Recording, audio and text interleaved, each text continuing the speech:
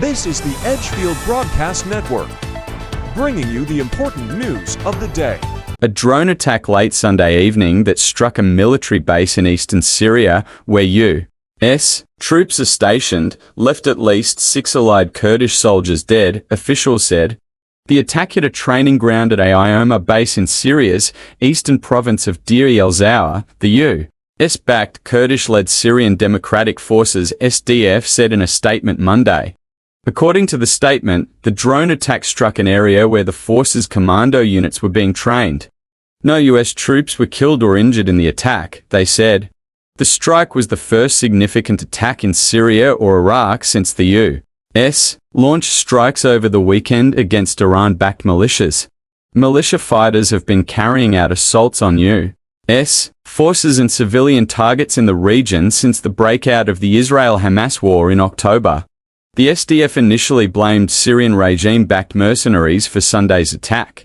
But after investigating the attack, they accused Iran-backed militias. The Islamic Resistance, an umbrella group of all Iran-backed Iraqi militias in the country, claimed responsibility for Sunday's attack and released a video they claim showed them launching the drone used in the attack. Sunday's attack came after the U.S. military carried out strikes against Houthi militant targets in Yemen over the weekend. U.S. Central Command forces said Sunday they conducted a self-defense strike against a Houthi land attack cruise missile at approximately 5:30 a.m. Sana time. Later, at approximately 10:30 a.m., U.S. forces struck 4 anti-ship cruise missiles in Houthi-controlled areas of Yemen, which they determined presented an imminent threat to U.S. Navy ships and merchant vessels in the Red Sea. Sunday's strikes also came a day after the U.S. and Britain launched a wave of strikes against 36 Houthi targets, meant to degrade their capabilities. Houthi rebels vowed escalation in reaction to the strikes, with a spokesman for the group vowing to continue its own attacks no matter the sacrifices it costs us.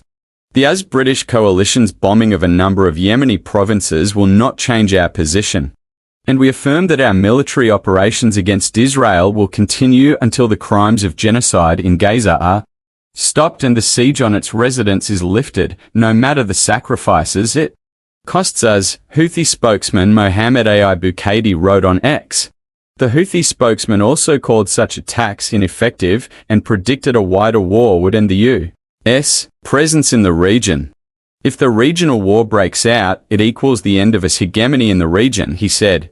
The Islamic Resistance was responsible for the January drone attack on Tower 22 of the logistics support base in Jordan that left 3 U.S. service members dead and wounded, 40 others. The U.S. Defense Department identified the 3 deceased soldiers as SGT William Jerome Rivers of Carrollton, Georgia, SBC Kennedy Ladon Sanders of Waycross, Georgia, and SPC Breonna Alexandria Moffett of Savannah, Georgia. They were assigned to the 718th Engineer Company, 926th Engineer Battalion, 926th Engineer Brigade, Fort Moore, Georgia. I am outraged and deeply saddened by the deaths of 3 of our U.S. service members and the wounding of other American troops in an attack last night against U.S. and coalition forces who were deployed to a site in northeastern Jordan near the Syrian border to work for the lasting defeat of ISIS, Defense Secretary Lloyd Austin said after the attack. These brave Americans and their families are in my prayers, and the entire Department of Defense mourns their loss. The umbrella group has launched dozens of attacks, primarily using drones, against U.S. military bases in Iraq and Syria. They have repeatedly called for American forces to withdraw from the region.